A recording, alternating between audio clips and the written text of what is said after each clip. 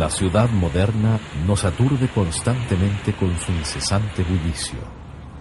Múltiples sonidos nos rodean en todas partes. Los ruidos son sonidos indeseados y desagradables, que se generan en fuentes fijas o móviles, pudiéndose propagar en todas direcciones.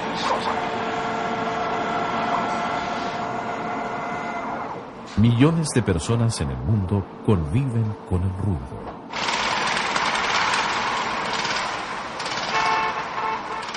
El grado de molestia y el tipo de daño que puede provocar el ruido depende de su duración y de su intensidad. El nivel de intensidad de los sonidos se mide en decibeles. Esta escala de medición se extiende desde 0, para los sonidos apenas audibles, hasta 120 o más decibeles, para los sonidos muy intensos que provocan dolor y daño al sistema auditivo, el que puede ser eventualmente irreparable.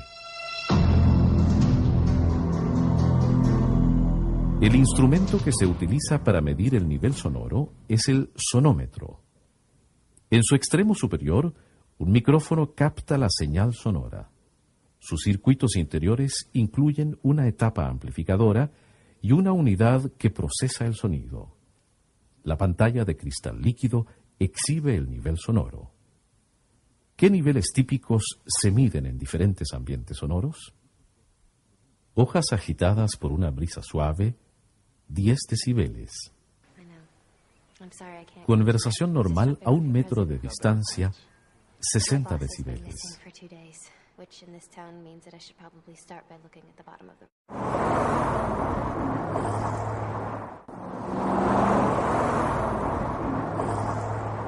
Tráfico urbano, 80 decibeles. Una discoteca o un personal stereo, 100 decibeles. Concierto rock, 110 decibeles.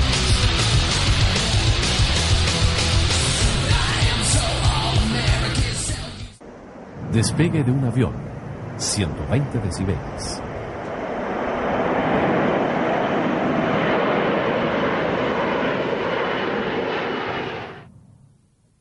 ¿Cuánto puede resistir el oído? Las ondas sonoras penetran al oído a través del canal auditivo, de casi 3 centímetros de longitud. Este canal termina en el tímpano, una delicada membrana que comunica con el oído medio. En el oído medio se aloja un sistema de palancas formado por 3 pequeñísimos huesos articulados entre sí: martillo, yunque y estribo. Estos huesecillos son los más pequeños del cuerpo. El mango del martillo está unido al tímpano. En el otro extremo, la base del estribo se apoya en la ventana oval, que corresponde a la entrada al oído interno. Protegido por el hueso temporal, el más duro del cuerpo, se encuentra el oído interno. Aquí se hallan los 3 conductos semicirculares, los cuales controlan el sentido del equilibrio, y la cóclea o caracol, donde tiene lugar el proceso principal de la audición. La cóclea consiste en un sistema de laberintos en forma de espiral. Está dividida, en su mayor parte, por 3 canales que contienen líquido: perilinfa, en los canales exteriores, y endolinfa, en el canal central. Un corte transversal de la cóclea revela su compleja estructura interior. Se distinguen las rampas o canales que recorren su interior, los canales vestibular y timpánico, y entre ellos el canal coclear. Están separados por la membrana vestibular o de Reissner y la membrana basilar. La membrana basilar sostiene al órgano de Corti. Aquí se encuentran unas 15.000 células ciliadas sensoriales en cada oído. Cuando el estribo presiona el oído interno a través de la ventana oval, se generan movimientos ondulatorios en las membranas inferior y superior que soportan al órgano de Corti. Este movimiento activa a las células ciliadas. En el extremo superior de las células ciliadas emergen apretados haces de cilios microscópicos. Extremadamente sensibles, estos cilios captan los pequeños movimientos de las células, movimientos incluso casi comparables al tamaño de algunos átomos. Cada penacho ciliar está compuesto por unas cuantas decenas de finísimos cilios. Aquí se observa un haz ciliar en posición de equilibrio, con forma de cono oblicuo y vértice truncado. Cuando el penacho ciliar se aparta de su posición de equilibrio, como consecuencia de los movimientos de la célula, se genera una señal eléctrica en el extremo inferior de la célula ciliada. Esta señal eléctrica se transmite hacia el cerebro por la fibra nerviosa aferente. De este modo, la célula ciliada actúa como un transductor que convierte un estímulo mecánico en una señal eléctrica hacia el cerebro. Las células ciliadas están distribuidas en 3 filas de células externas y una fila de células internas. En esta imagen, captada a través de un microscopio electrónico, se observa en la parte superior una nítida fila de células ciliadas internas y abajo las 3 filas de células ciliadas externas. ¿Cómo afecta el ruido a estas células? Esta impresionante imagen deja al descubierto el efecto de varios minutos de exposición continua a un ruido de 130 decibeles en un animal de laboratorio. Los cilios de las células internas están notoriamente alterados. Las células externas se han desintegrado, siendo visibles solo los agujeros abiertos que han quedado vacíos en la membrana basilar. El número de células ciliadas está inexorablemente determinado al momento de nacer. No se renuevan. El daño es irreparable. Un oído normal puede captar sonidos de frecuencias comprendidas entre unos 20 y 20.000 Hz. Las frecuencias menores corresponden a los sonidos graves y las frecuencias mayores a los sonidos agudos.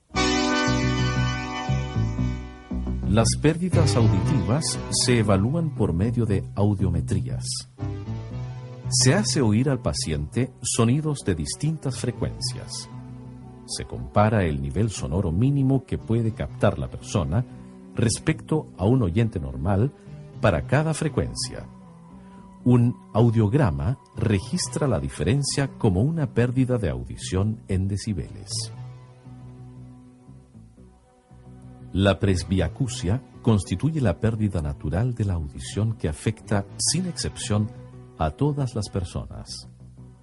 Se origina en un déficit de oxígeno en las células del oído interno. Como ilustra este gráfico, la pérdida es mayor para los sonidos más agudos y se acentúa con la edad. La exposición al ruido industrial afecta gravemente la audición. En este audiograma típico se registra la pérdida que experimentan los operarios según el tiempo de exposición al ruido. La curva superior representa la pérdida cuando la exposición ha sido menor a 1 año. La inferior corresponde a una exposición al ruido durante 35 a 39 años. El daño aumenta notablemente con el tiempo de exposición. El ruido, cualquiera sea su origen, no solo afecta el sentido de la audición, provoca diversos trastornos fisiológicos, perturba la calidad del sueño y altera el equilibrio psicológico.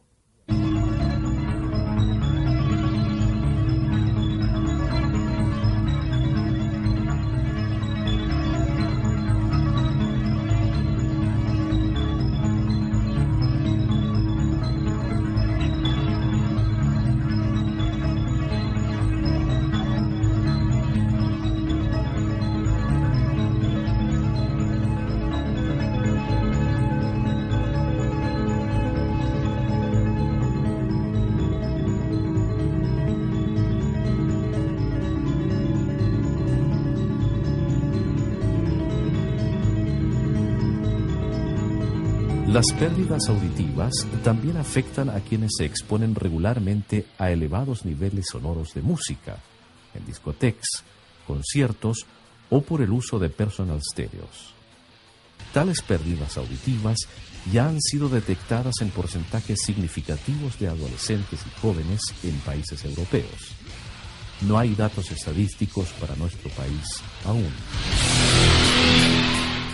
La legislación nacional impone un límite a los niveles sonoros máximos permitidos de ruidos molestos, según zona y horario.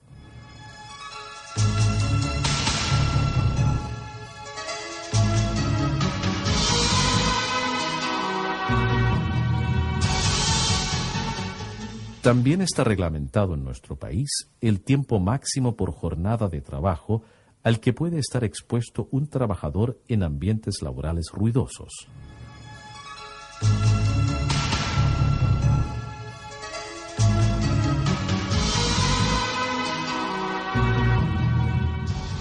El ruido constituye un factor ambiental estresante al que están expuestas millones de personas en todo el mundo. Puede provocar alteraciones irreparables de la audición, como también otras múltiples afecciones de la salud física y mental.